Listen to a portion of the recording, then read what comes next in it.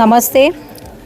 આજે ફોરમ સ્વર્ણિમ સોસાયટીમાં વૃક્ષારોપણનું એક ઘર એક વૃક્ષારોપણનું આયોજન કર્યું તથા વડીલો, માતાઓ, ભાઈઓ, બહેનો આજે અમને સ્વર્ણિમ ફોરમ સોસાયટીમાં અમને આજે એક વૃક્ષનું કર્યું અને હરિયાળું જીવન બનાવવું।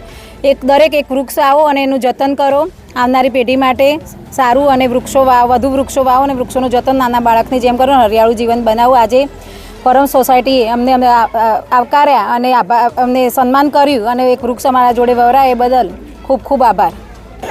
મારું નામ ડૉક્ટર નાગેન્દ્રસિંહ બિહોલા।